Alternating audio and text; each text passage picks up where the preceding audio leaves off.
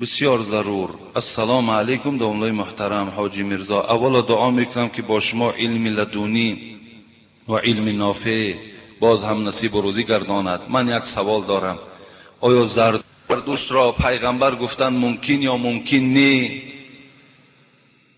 آیا خدا را اعتراف میکرد نمیکرد؟ من وقتی به تاریخ نظر کردم 90% مورخ ها به این رفتگی هستند که زردشت منجم بود. اینی گویم یگان حکیمی بود، در پیغمبریش هیچ دلیل های وجود ندارد. حتی در همین 4 کتابی که چه انجیل، چه تورات و چه زبور و چه قرآن، در هیچ کدام این نام زردشت ذکر شدگی نیست. از این خاطر الحمدلله که ما امروز دین داریم، دیگر حاجت نه به دین زردشت داریم نه به دین نصرانیش داریم. مادام قرآن آمد، پیغمبر ما که آمد، همه دین ها منسوخ شده.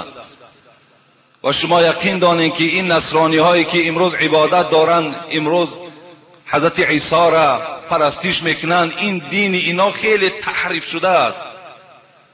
این انجیل خیلی دیگرگونی ها کردگن، انجیل اساسی وجود ندارد.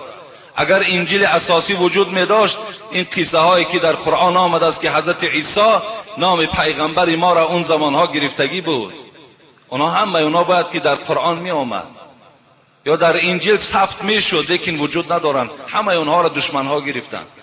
برای من نه حاجت به دین زردشتش داریم نه به دین نصرانیش داریم. این الدین عند الله الاسلام است. فقط خدا خودش میگه دینی که در نزد من قدر دارد، دینی که در نزد من اعتراف دارد، دینی که من صاحبای اون روز قیامت نجات میتونیم، فقط اسلام است و خلاص.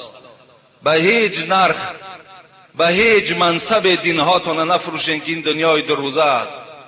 فردا پشیمان میشوین، دیگر فایده تان میکنه.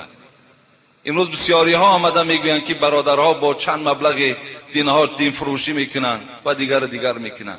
من انشاءالله باوری دارم این مردم ما هیچگاه به این دین قدم نمیزند، هیچگاه. انشاءالله باوری کامل است.